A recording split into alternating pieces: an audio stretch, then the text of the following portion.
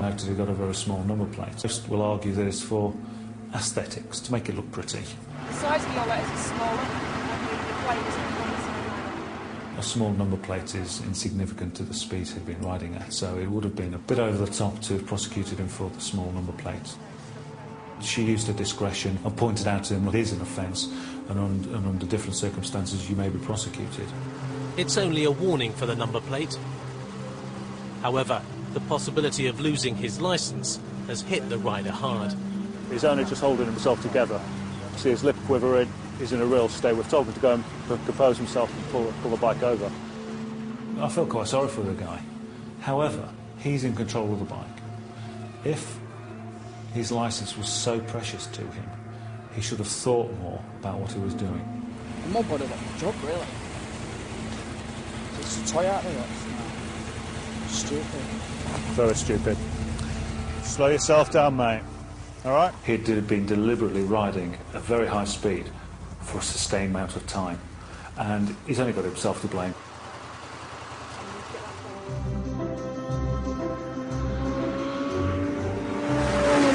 It's a typical summer's day in the country. Few bikes get away from PC Dennis on his Honda. Even fewer will get away from his brand new Suzuki. It's a Hayabusa, a superbike with a top speed of 190 miles an hour.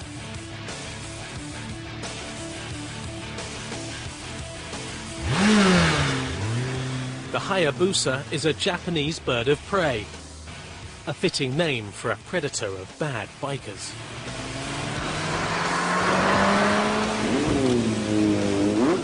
First stop this afternoon is the local biking cafe to show visitors the cops mean business. I take the Hayabusa to Motorcycle Cafe. It breaks down barriers. Bit of a giveaway, isn't it? I struggle to get the speed anyway. It's a cool bike. You know, people will be stood round looking at it, bumping their gums, sharp and take a breath. Is it really a police bike? What the police got that for? People want to know about it. It's great because it gives me an opportunity to interact with the riders and talk about why we're there. Has he got a camera on it then? Yeah, which is linked to the video on the bike. Evidence quality as well, so it could be used to court if needs be. And hopefully it just plants that seed of doubt that next time they open the throttle, next time they're riding too fast, that we may just be there watching them. The CAF is a gateway to some of the best motorcycling roads in the country, a mecca for bikers, some of whom like to ride their luck. Quite often we find that some motorcyclists will be trying to show off. They'll pop a wheelie or do something silly in front of everybody else just to get some attention. But it's a different kind of display that PC Dennis is witnessing near the CAF today.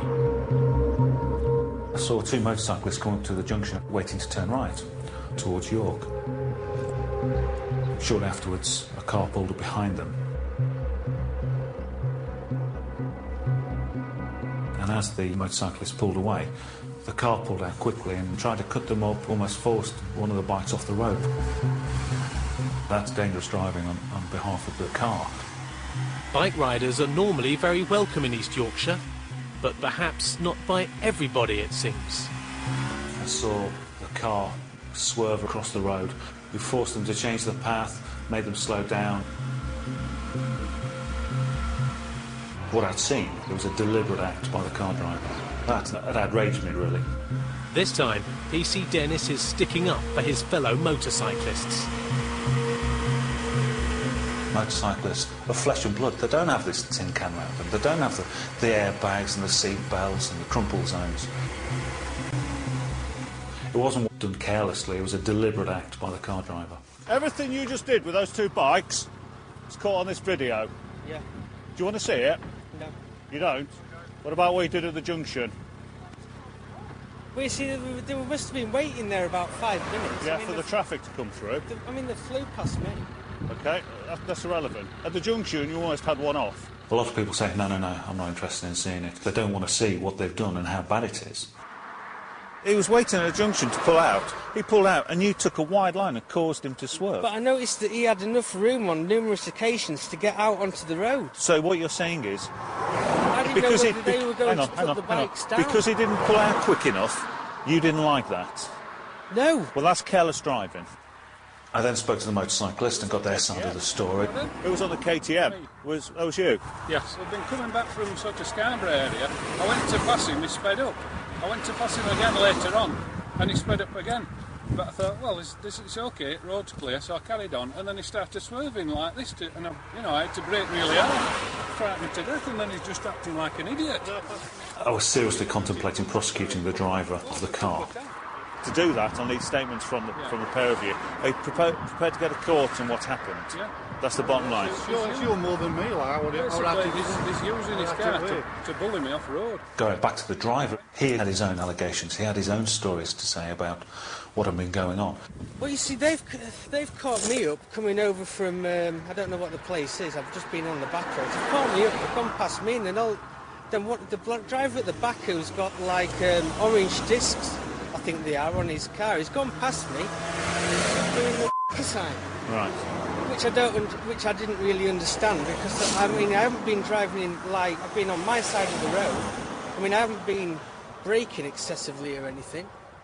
You were trying to intimidate him. You were using your car to intimidate that rider. Yes, but I'm presuming they're going to get off the bikes and do something to the car or something. They've slowed down for me to catch them up. I don't know why. And I didn't know what he was doing with his feet. I mean, he's gone past us once with his foot out, showing his arms. That's because, at the junction, you almost forced him off the road. I think the way you're driving, sir, is not appropriate, and I think your attitude to motorcyclists is appalling.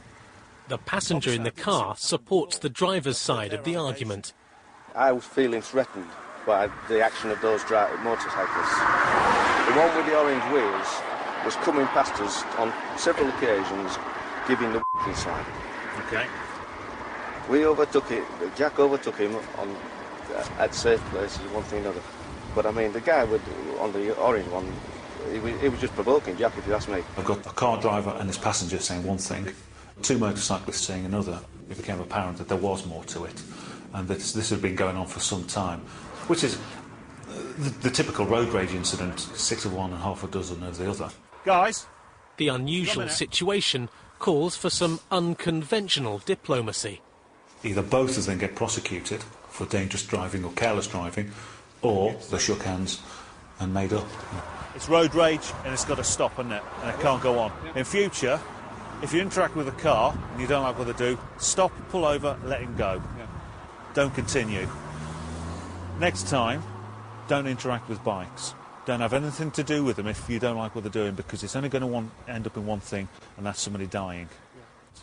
Today, both of you could have been going to court for careless driving. We need to be a bit more grown up and forget about it. All right? Yep. Think on, please. They were happy to take a slap on the wrist, one for a better term. It's not the easy way out. I did see the driver of the car drive dangerously, but it's similar to a domestic dispute. Sometimes you have to allow the parties to have their own say without being judge and jury.